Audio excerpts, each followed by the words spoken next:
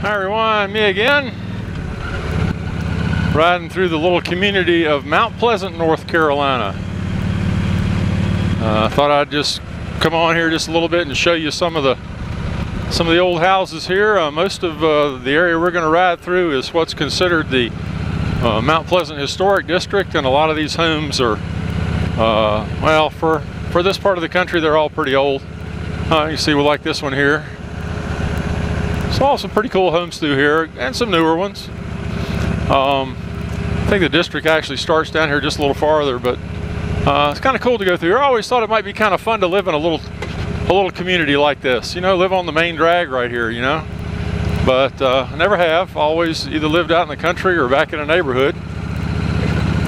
And I enjoy where I live, but I love that little glass gazebo house, gazebo, greenhouse, whatever.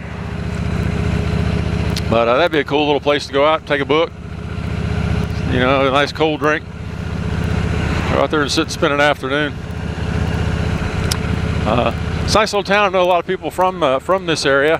One of the guys, one of my customers used to come in all the time. He was always a jokester, and he was always what I'd call an instigator. He was always somebody, you know, there's always somebody who's an instigator. Well, this was a customer, was an instigator, and he used to call this place Mount Misery instead of Mount Pleasant. I don't really know why. I don't think he really had that rough of a time, but here he had an interesting business. He would go and buy tractors at auction from the state, and he would go around to dealerships. I know he came to us. We would, anytime we had something that was maybe ordered wrong, or that was customer, you know, ordered and then didn't want it, it was something we couldn't return. And you'd be amazed how many things that a dealer can order that can't be returned to the factory. They just won't take it back. And I think it's because they don't want it. You know, they're trying to sell them, and if they finally sell one and they say, oh, hell no, we're not taking it back. But we would pull all that stuff in a pile, and we would call it the Jack box. His name was Jack, and we would throw everything in the Jack box, and about once a month he would come by and make a bid on it. You know, give us $100, $200 something dollars. And so instead of having something on the shelf that was bringing us no money, that we knew we would never sell, we would get rid of it and make at least a little money and get it out of our inventory. So we didn't have to pay taxes on it, didn't have to count it, didn't have to keep up with it. And it was okay with the boss. He said, yeah, dude, get what you can for it. That's why they were always on us all the time to be sure about what you were ordering for a customer, because so many things just couldn't be returned.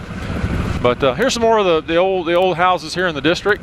I mean, they're not fancy. They're in fact, I think they're, you know, probably mill houses for the mills that used to be in this area. But Mount Pleasant decided, there's an old mill there. Mount Pleasant has decided to make an effort to keep some of these houses. There's a mill. Actually, that's actually a mill as well there. I think it's also closed down. Hard to find a working mill in North Carolina anymore. All the work's gone overseas and into Mexico. So. Oh my, he's closed down. That used to be a little Korean guy used to own that place. Right next to the ABC store. He actually came out to the flying field once and was trying to learn how to fly. But when you run a convenience store, you're open 7 days a week, it's hard to get away long enough to, you know, spend a little time out learning how to fly a remote control airplane, so he never did. Well, I hope you enjoyed Mount Pleasant. That was it, pretty much.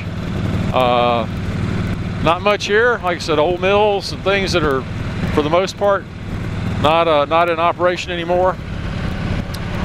Some beautiful scenery out here, and we're going to be turning down here at the bottom of the hill and heading up to the flying fields for our monthly meeting. I'm going to try to make the first one for this year and see some of the guys.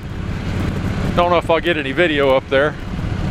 This camera doesn't pick up stuff in the distance very well, as you guys know, and unless I get right on top of some of these RC planes flying, in other words, have them fly at my head, you would never see them on the camera, and then you wouldn't see much of them. They'd go by pretty fast. So anyway, we'll ride up here to the flying field. I'll keep the camera on and show you all this.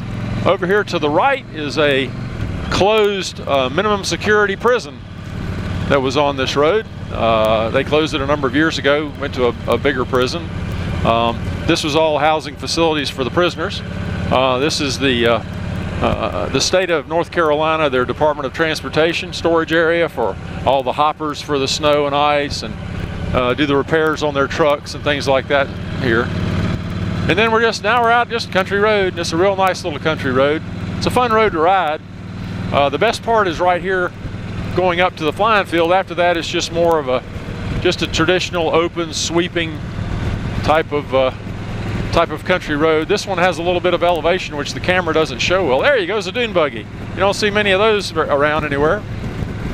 But you can't see the elevation. I don't know if you can see the little hills that are doing this. They're kind of fun to ride on this. Always dirt on this road for some reason. Everybody's got a dirt driveway, so it gets drug out.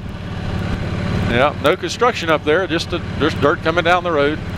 Grass on the road where people have been cutting the grass. Always a few things to look out for.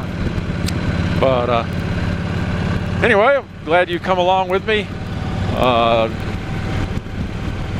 It's a beautiful day to ride. I hope you're getting out and enjoying it. I've gone by quite a number of motorcycles. I haven't been counting them today. I keep meaning to do that. I keep meaning to do a count in my head of how many people I see riding, just to get an idea of popular areas that I go to, and you know, times of year when more people are riding. Do that. I did a survey one time when I was in school. I was really enamored with Corvettes, Chevrolet Corvettes, and a couple other cars that were really hot at the time, Dodge Challengers and the Boss Mustangs and things like that. And I used to go through the big parking lots at school and check out all the cars and count how many there were and what the colors were. I actually had a notebook with me, and I wrote down the year models and the colors and what was popular, whether they had automatics or 4 speeds or 5 speeds, whatever, and mag wheels, the whole thing. It was a lot of fun. Well, this is our flying field. I know it doesn't look like much from right here because the farmer who rents it to us, he continues to grow hay on this side and he does crops on that side. But we're gonna pull in here now, so tell you what, I'm gonna knock off and we will get back with you later. I hope everybody has a great day. Take care.